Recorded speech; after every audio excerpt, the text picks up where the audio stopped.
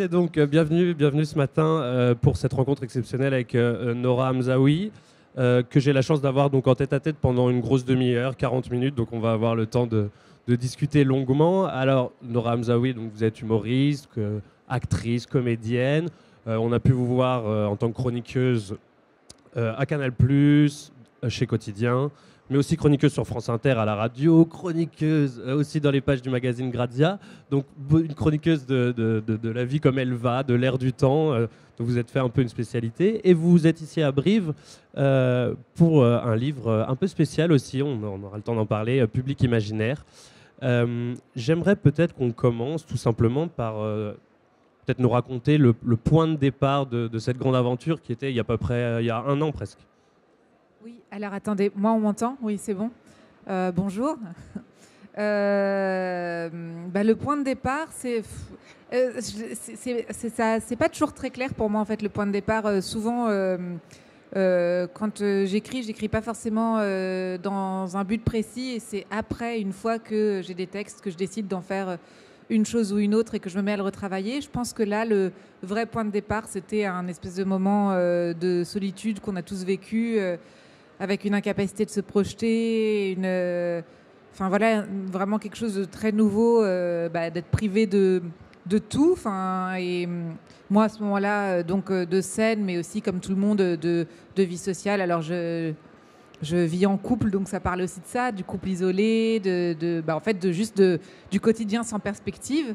Et en fait, je me suis aperçue petit à petit qu'alors que j'avais jamais vraiment théoriser ou formuler les raisons pour lesquelles j'avais envie de monter sur scène ou pour lesquelles je faisais de l'humour. Là, j'avais vraiment une urgence à dédramatiser les choses et à me dire c'est très dur en fait d'avoir je pense une sorte de stabilité mentale quand on n'a pas le regard des gens autour de soi, mais je parle pas seulement en tant que comédienne, je parle d'interaction sociale ou de la vie des autres, et que là tout à coup on se retrouve très seule et sans projection. Et donc, du coup, j'ai commencé à écrire un texte, peut-être pour essayer d'en rire ou essayer de prendre du recul, en me disant si j'écris, c'est que on guérit, qu'il y a une espèce de chose de se dire qu'à partir du moment où on arrive à rire d'une situation, peut-être qu'on la subit moins et qu'on partage quelque chose. Et là où d'habitude, je fais des réponses extrêmement longues. On a le temps. J'espère que vous n'en avez que 2 parce que sinon on a... Voilà, j'en ai beaucoup plus que ça. Voilà. Et là où habituellement j'ai tendance à dire que j'écris sur les sujets sur lesquels, dont j'ai guéri plutôt que les sujets que je vis. C'est-à-dire que j'aime bien prendre du temps pour avoir l'autodérision, pour avoir du recul et tout. Là, on en était incapable. Donc c'était assez nouveau aussi pour moi d'écrire vraiment sur le présent. Et ça a commencé avec le magazine Vanity Fair qui m'a demandé de faire des podcasts. Et au départ, je trouvais ça assez impudique parce que je me disais, oh là là, mais commencer à parler de moi ou de mon double ou d'en rire alors que c'est un moment tellement bizarre et tout. Et en fait, j'ai reçu des messages de gens qui étaient tellement contents et qui me disaient, merci, ça me fait du bien et je me sens moins seule. Et je me disais, c'est quand même super parce qu'on retrouve quelque chose, une sorte de chaleur humaine à travers ça. Et après, petit à petit, du coup, j'ai agrandi ce texte et je me suis dit que à un moment je pensais le faire, je m'étais dit que j'avais envie de filmer vraiment les rues vides, ce qu'on vivait, d'être seule sur scène, sans public et tout. Et puis en fait je trouvais ça pas en fait je me disais si j'ai vraiment envie d'être dans la tête des gens et d'être au plus près de ce qu'on vit, faut que je sois chez eux vu qu'ils sont chez eux. Et donc du coup il y a un format radio qui s'est imposé en me disant c'est vraiment un truc où, et je tenais au direct et je tenais au fait d'être seule dans le studio, voilà, et ça a fait un spectacle radio. Et ensuite je me suis aperçue que c'était un texte que j'aimais beaucoup et dont les retours me touchaient beaucoup et que je l'avais pas étiré autant que je voulais parce que je pouvais pas faire 3h30 à la radio parce que vous avez compris que j'ai du mal à terminer mes phrases. Et donc du coup je me suis dit que grâce au livre ça me permettait de moins me censurer et d'étirer certains sujets. Et voilà. Et donc c'est vous qui avez sollicité par exemple France Inter pour cette heure en direct pour parler aux gens justement? En fait, France Inter, ils m'ont dit, à cette époque-là, ils m'ont dit, on va faire un plateau d'humoristes où, je crois, on va parler tous, on va faire une sorte de plateau. Et moi, j'arrivais pas du tout à me projeter dans un truc de plateau d'humoristes comme avant. Et donc, j'ai dit, moi, sinon, j'ai un autre texte. Peut-être qu'il faut essayer à faire quelque chose d'un peu différent, un truc que j'aurais pas eu l'habitude de faire. Et j'ai dit à Yann Chouquet, qui bon, enfin voilà, on s'en fout de son nom, mais enfin non, pas du tout. Mais ce que je veux dire, c'est que je sais pas. Bon, bref, j'ai dit à cette personne que j'avais écrit un texte. Et ensuite, il a fallu... et après, c'était hyper intéressant parce que entre le moment où je l'ai lu une première fois et le moment où je me suis dit, oh là là, ça va passer en direct à la radio, il y a eu un travail dingue de mise en onde, je crois qu'on appelle ça. Et voilà, ouais. Et comment ça s'est passé? Quelle sensation vous avez eue pendant ce moment qui est quand même très particulier pour une artiste qui est habituée à se confronter au public, à la scène, à entendre les rires ou à entendre des réactions? Au moins du public, c'est un échange aussi. Et là, vous étiez vraiment seul en studio à réciter ou plus ou moins improviser. Je ne sais pas comment vous avez fonctionné, d'ailleurs peut-être que vous pourrez nous raconter. Mais on est face à un mur d'un studio, c'est pas du tout la même expérience. Non, mais du coup, bizarrement, j'ai senti presque une chaleur identique à celle du... En fait, je trouve que il y a quelque chose dans le stand-up ou dans le one-man show où, en tout cas, dans moi, ce qui m'intéresse, c'est d'être au plus près de la réalité, tout en créant de la fiction autour, mais d'essayer de tisser un rapport qui est au plus proche du réel et de donner le sentiment que tout ce qu'on vit est unique. Et donc, du coup, pour moi, ça aurait été artificiel, par exemple... d'aller me filmer sur une scène et finalement d'être seule comme ça à la radio. Bizarrement, je sentais une grosse, mais peut-être aussi parce que j'étais devenue un peu folle, mais je sentais énormément de chaleur humaine parce que j'avais le sentiment que c'était un effet miroir de ce qu'on vivait tous et que du coup cette solitude-là, elle était justifiée et ça aurait été nul d'avoir des rires en studio ou des gens qui commentent parce que c'était pas du tout ce qu'on vivait. Donc je m'aperçois que je regarde que à droite et pas à gauche, donc voilà. Et c'est un tic que j'ai, je sais pas pourquoi. Voilà. Et puis la radio permet une forme d'intimité que peut-être vous arrivez ou qui est plus difficile à avoir sur scène où il y a quand même beaucoup de gens qui vous regardent. On peut imaginer une personne fictive à qui on s'adresse à la radio, là où effectivement on voit l'immensité de la salle, c'est peut-être pas la même chose. Mais moi sur scène, je trouve qu'il y a un vrai rapport à la relation et il s'est endormi. À chaque fois que je parle, il y a des gens qui s'endorment et franchement, je le prends personnellement. Mais et il ne se réveille pas, c'est pas grave, ça ne me dérange pas. À côté de vous, Claire. Pour vous rassurer, il est là tout le temps. Ah. Bon, ça va. Et donc, qu'est-ce que je disais Non, mais moi, par exemple, même ça, par exemple, ce lien-là, parce que justement, non, je trouve qu'il y a quelque chose dans le réel, il y a des relations qui se créent. Non, sur scène, je trouve qu'il y a quelque chose de très intime lié à la vérité, aux accidents, aux gens qui s'endorment, à ceux qui s'endorment pas. Et donc... Mais c'est vrai que la radio permet un truc de... J'avais le sentiment qu'on rentrait dans ma tête et que moi, je rentrais dans la tête des gens, qu'il y a quelque chose de un peu... J'ai toujours trouvé ça assez magique, la radio. Même quand j'étais petite, je regrette un peu, ce qui est le paradoxe, hein, je regrette un peu que tout soit filmé, même si nous, par exemple, en tant qu'humoristes, ça nous sert à faire notre promotion, que ça tourne plus, que les gens partagent le contenu. Mais c'est vrai que je trouve qu'il y a quelque chose dans uniquement la voix et l'imaginaire qui, en tout cas, se prêtait à tout ce qu'on vivait là, vu qu'on était seuls dans nos têtes et qu'il n'y avait pas de... Et d'un point de vue de la création, de l'écriture, etc., une période comme le confinement, est-ce que vous avez été plutôt, comme certaines personnes, plus ou moins paralysées, ou au contraire, ça a été un moment de grande création et de stimulation parce que vous aviez le temps, parce qu'il y avait une situation donnée? J'arrive pas trop à savoir parce que en fait, je crois qu'au début, je l'ai un peu. Je pense que comme tout le monde, j'étais un peu abasourdie et donc j'avais pas. Et puis je sortais d'une grosse tournée où j'étais. Bon, je sais pas si c'est intéressant, mais une semaine avant, j'étais tombée dans les pommes après avoir salué, donc j'étais très fatiguée. Donc tout à coup, je me suis dit bon repos forcé pour tout le monde et puis. Et donc j'avais pas forcément... Non, en fait, franchement, j'ai fait comme tout le monde. J'en ai profité pour faire du ménage et des cookies, quoi. Et nettoyer les joints de la salle de bain. Et, tout à coup, c'est tous remis à reconsidérer aussi notre chez-soi d'une drôle de manière. Donc ça n'a pas été... je crois que c'est plus arrivé avec le temps. Et au fur et à mesure plus les choses s'étiraient dans le temps, moins on avait de perspectives. Enfin, moi, je me souviens très bien de ces premiers moments où on était là dans 3 mois... ce sera réglé.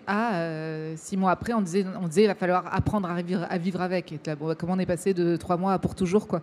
Et donc, je crois qu'après, il y a eu, une nécessité de... Mais ça, c'est quelque chose de tout le temps, une nécessité de se servir de ce qui ne va pas dans la tête, quoi.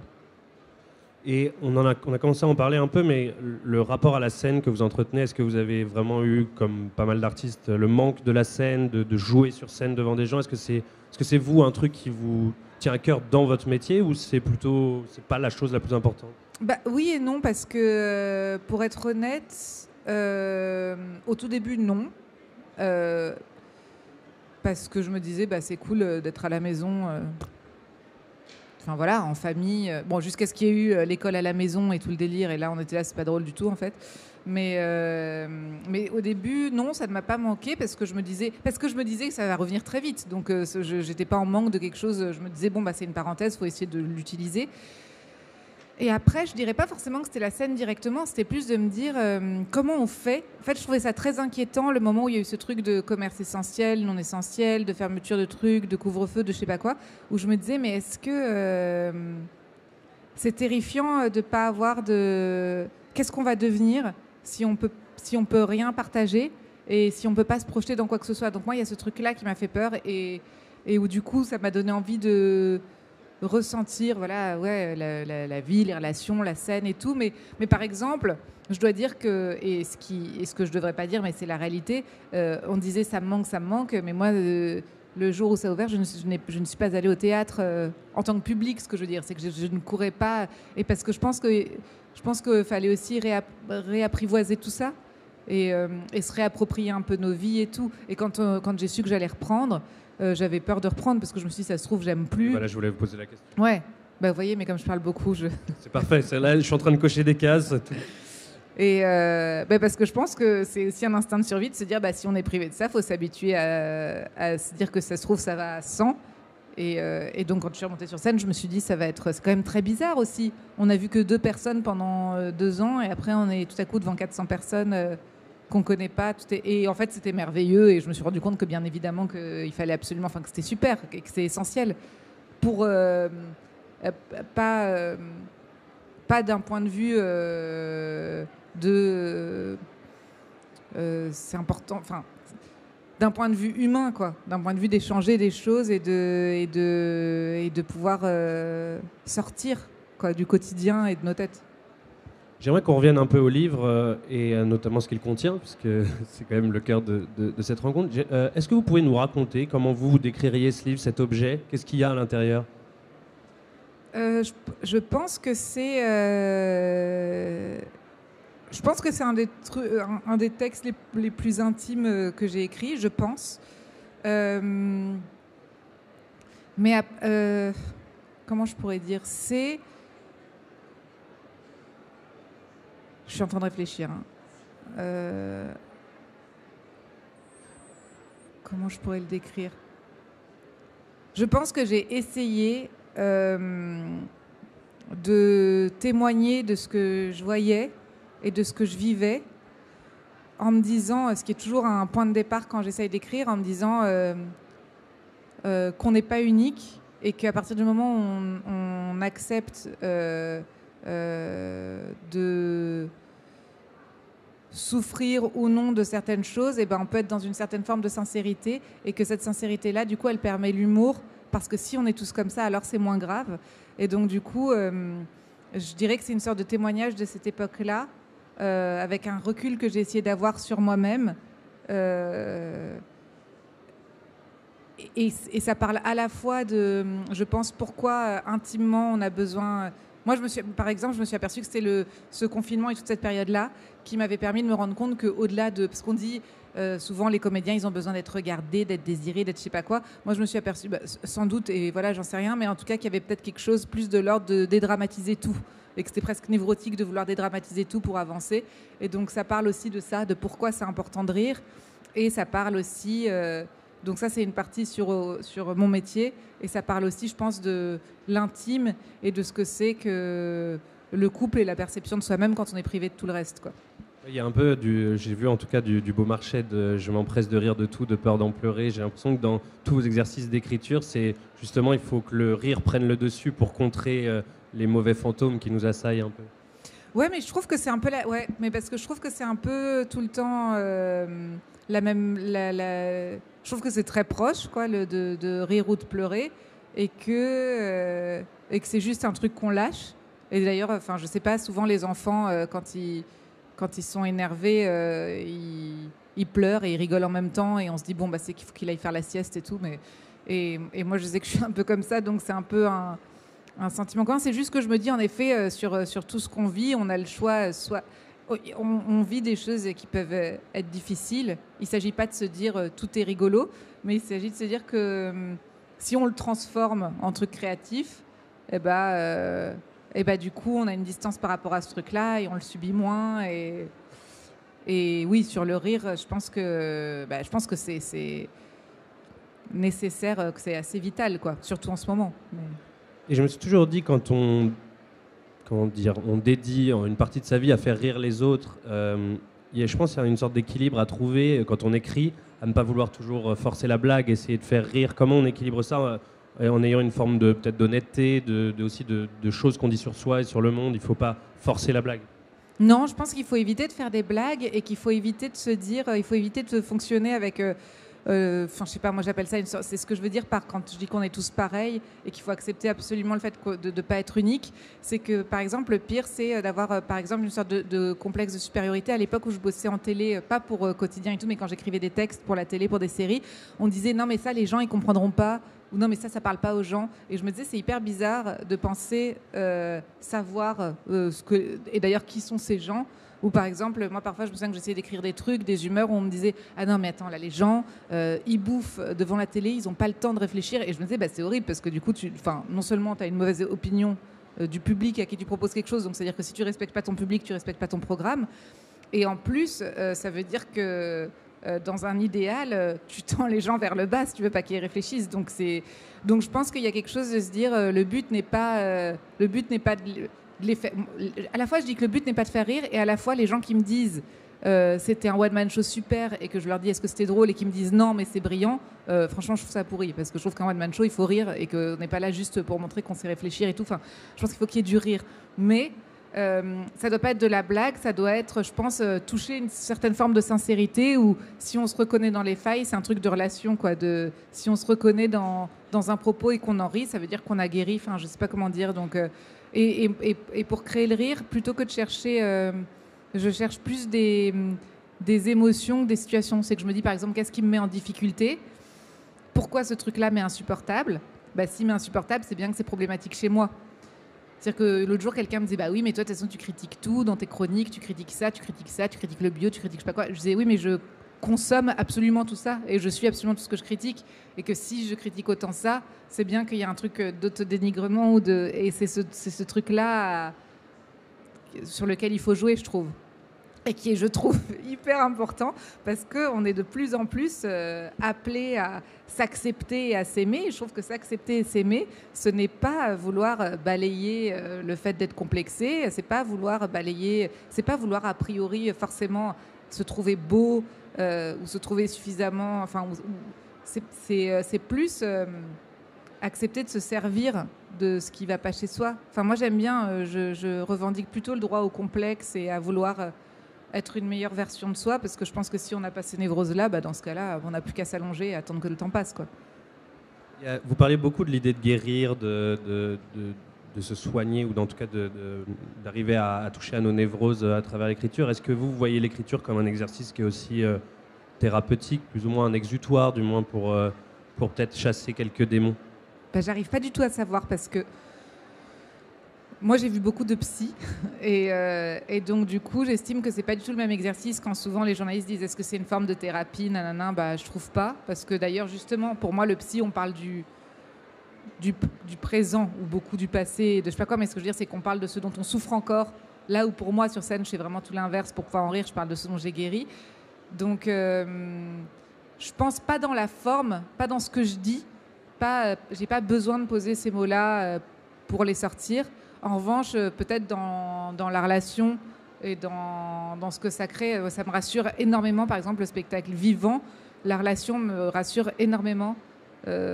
Et plus le temps passe, et je pense, et plus on est happé par les informations et par nos téléphones et par nos télés, par nos plateformes, plus ça me rassure et plus je sens que j'ai besoin de ce rapport-là. Et le geste d'écriture, je suppose qu'il vous accompagne au quotidien, mais comment il vous accompagne ? Comment, dès que vous réfléchissez à quelque chose, vous le griffonnez quelque part, vous avez besoin d'un peu de recul et les soirs, vous prenez le temps de faire le geste d'écriture. Comment vous agissez par rapport à ça ? Si j'ai pas de contrainte d'une chronique pour le lendemain, mais que juste j'écris... C'est beaucoup de... D'ailleurs, je ne sais pas s'il y en a qui écrivent ici, mais il faudrait rassurer, je pense, les gens là-dessus. C'est énormément de temps à croire qu'on ne fait rien. Ou on ne fait rien, hein, mais énormément de temps Cogite. Et c'est vraiment des très mauvais jours, je trouve, et des très mauvaises nuits de rien. Enfin, il n'y a rien. Donc, mais j'ai fini par comprendre que ça faisait partie du travail et qu'il ne faut pas trop s'inquiéter de ça, mais vraiment du vide très très long et où il y a des trucs qui se mettent en place dans la tête, mais on écrit 1 ou 2 phrases, ça ne veut rien dire et tout. Et généralement, moi, cette période-là est extrêmement longue. Et après, je ne sais pas comment, par miracle, il y a une espèce de puzzle qui se fait. Et là, j'écris presque d'une traite pendant 2 heures. Et après, je vais retravailler ce texte-là pendant, je sais pas, plusieurs mois. Mais on va dire que la période la plus longue, c'est plus trouver l'idée et comprendre ce que j'ai envie de dire.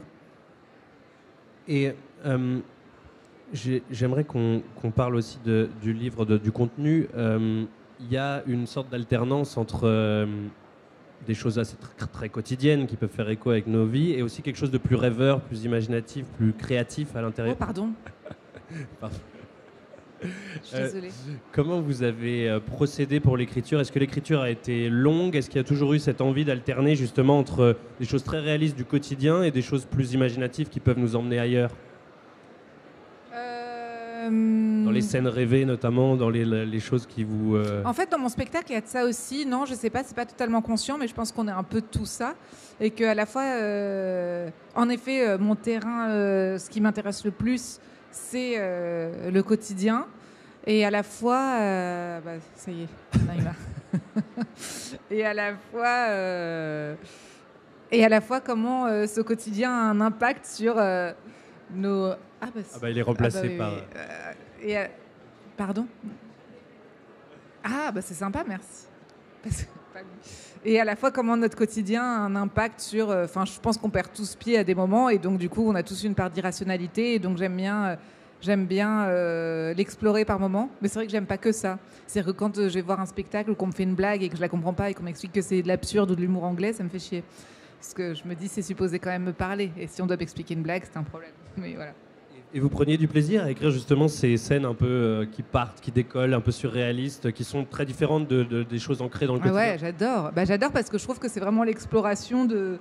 Et c'est hyper intéressant. Ça, c'est né d'un truc, par exemple, c'est né d'improvisation sur scène, beaucoup, où j'ai compris mon plaisir à parler de choses très spécifiques, où on a l'impression que c'est extrêmement personnel, que c'est vraiment purement dans notre tête. Et quand on voit la réaction du public, on se dit, c'est que ça fait écho et qu'on a tous cette espèce de fil tordu qui, à un moment, part dans tous les sens et tout. Et donc, du coup, c'est des choses, c'est des trucs que j'adore écrire quand ils sont...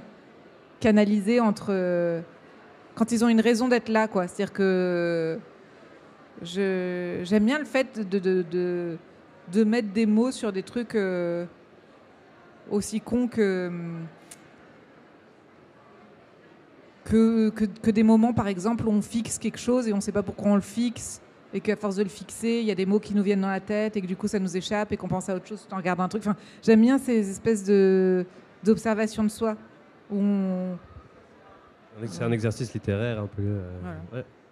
Ouais. D'ailleurs, vous avez parlé d'improvisation. Est-ce que c'est quelque chose que vous faites beaucoup? Par exemple, je pense aussi à cette heure de radio confinée dont on a parlé au début. Est-ce que vous êtes arrivé avec votre texte et vous y êtes collé vraiment, ou pris par le truc, vous avez réussi à partir ailleurs, à lâcher d'autres choses?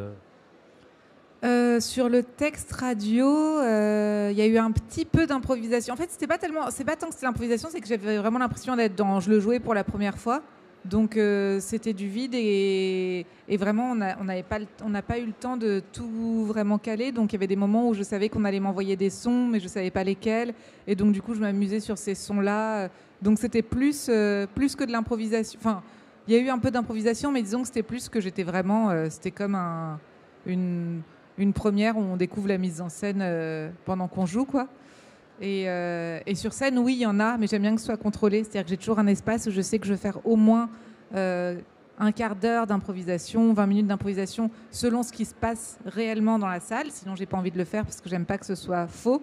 En revanche, je sais toujours que ce moment-là, je vais observer des choses tout du long du spectacle et cette improvisation-là, je vais la mettre a priori tout le temps au même moment pour retomber sur mes pieds. Mais ce qui sera dedans sera différent selon les soirs. J'aimerais qu'on parle aussi de la fabrication du livre en tant que tel. Comment on passe donc d'un spectacle, de quelque chose qui a été écrit pour la radio, qui est plutôt quelque chose qui doit être incarné, joué, à un livre en tant que tel. Est-ce qu'il y a eu un travail de réécriture? Est-ce qu'il y a eu des ajouts, des choses que vous avez enlevées? Comment ça s'est passé tout ça?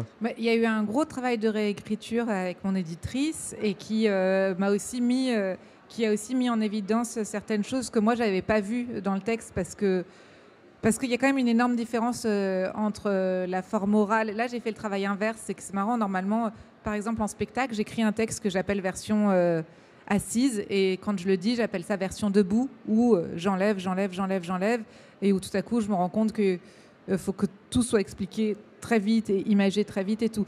Et là, c'est vraiment l'inverse. Même si le texte était quand même assez écrit parce qu'il était pour la radio plutôt que pour la scène.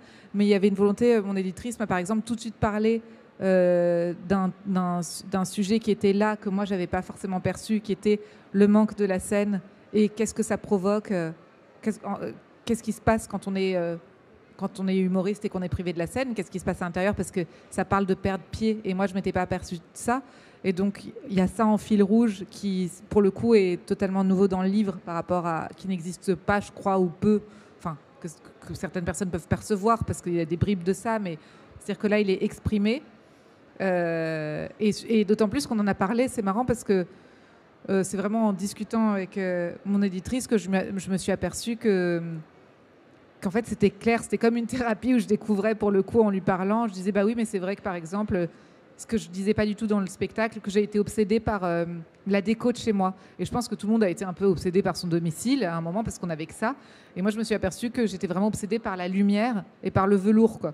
Et mon mec me disait bah enfin tu crois pas qu'il y a un petit problème parce que personne n'a des pleins feux comme ça chez soi et on va pas mettre des rideaux en velours rouge, enfin on va pas refabriquer une salle de spectacle dans notre salon quoi. Et donc je pense que tous ces trucs là qui étaient un peu inconscients et qui étaient placés à droite à gauche dans le livre tout à coup sont devenus un sujet et pareil sur d'autres sujets qui me tenaient à cœur, sur le couple, sur le quotidien. Je crois que l'écrit permet d'étirer. Bah, on sent moins. Moi, j'ai toujours un problème, soit d'illégitimité, soit la peur de faire chier. C'est pour ça que parfois je parle aussi très vite. C'est que je me dis, bon, bah, j'ai peur que les gens s'endorment et tout. Et donc, du coup, voilà, ou partent. Et donc, du coup, je pense qu'à l'écrit, ça me rassure. Parce que j'ai l'impression qu'ils font ce qu'ils veulent, quoi. S'ils en ont marre, ils ferment le truc.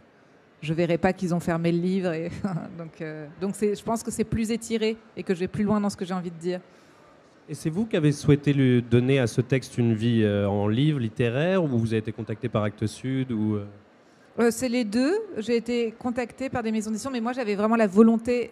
Je dis rarement ça de mon boulot, mais ce texte me tient beaucoup à cœur et j'avais vraiment envie qu'il existe. Et puis c'est bête, mais j'avais presque même envie qu'il existe, je sais pas, pour mon fils, je sais pas.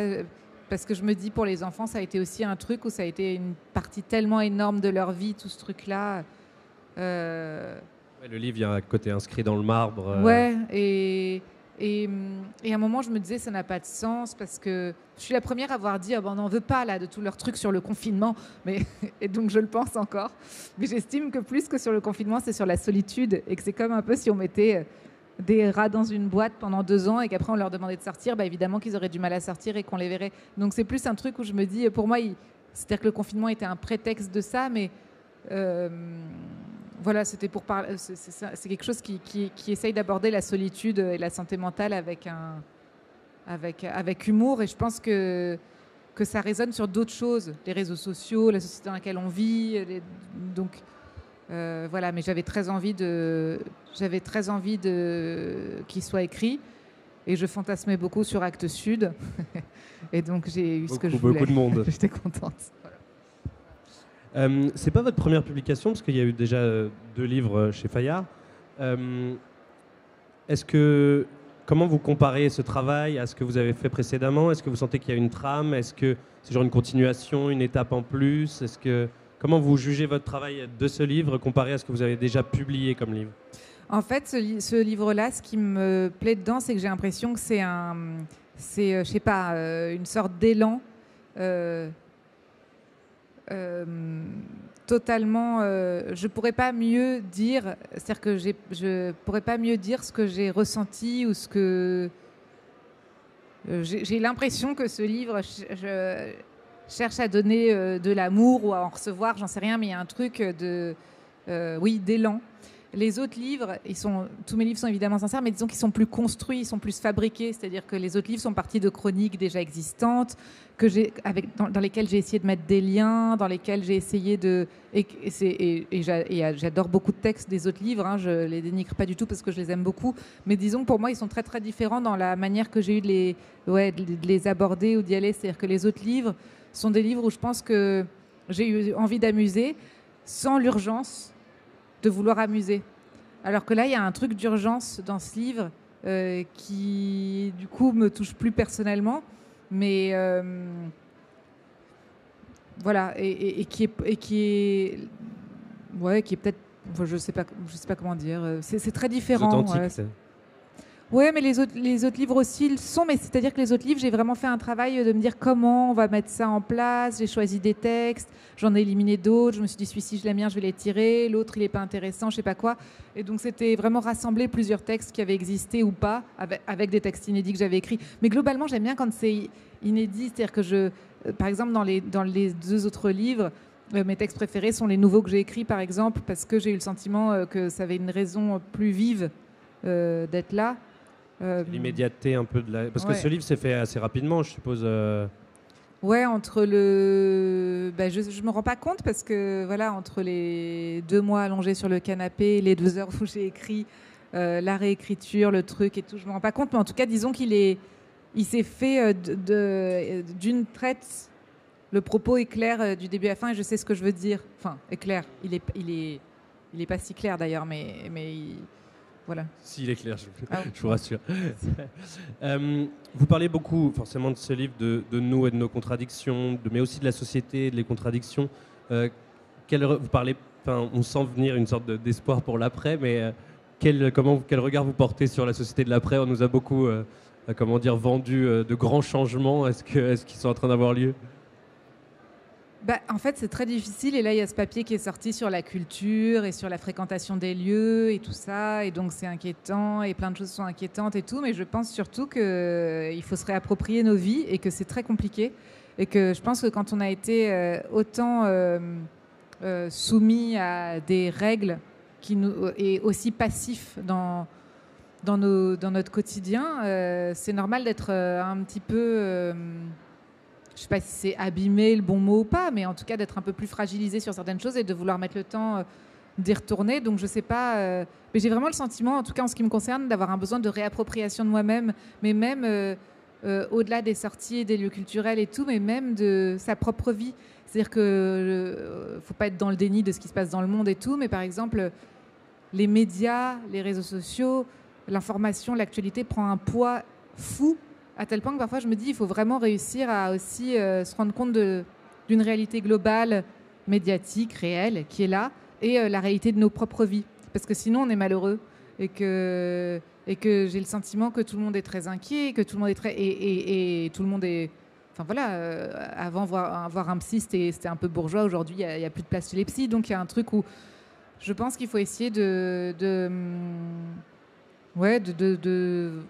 se réapproprier nos vies et de se concentrer aussi sur les réalités de ce qu'on voit. Enfin, j'en parlais avec un ami l'autre jour qui me disait, mais qui passe vraiment beaucoup trop de temps sur Twitter et qui me parlait des gens et des gens et des gens et des gens. Je disais, mais pareil, là, arrêtons avec les gens, parce que regarde aussi autour de toi. Et moi, c'est toujours quelque chose qui me rassure beaucoup, par exemple, dans le spectacle vivant. Quand je vois une salle remplie et que je trouve les gens super et qu'on rit tous des mêmes choses, ça prouve bien qu'il y a de l'espoir et des choses qui vont bien. Et c'est pour ça que c'est important de faire des trucs artistiques, de faire des trucs humains où les gens se parlent et de ne pas être derrière nos écrans seuls, aussi beaux que des films peuvent être, aussi bien que des séries peuvent être. Enfin, on a besoin de rapports réels pour se reconnecter et voir pour avoir confiance en l'humain, quoi.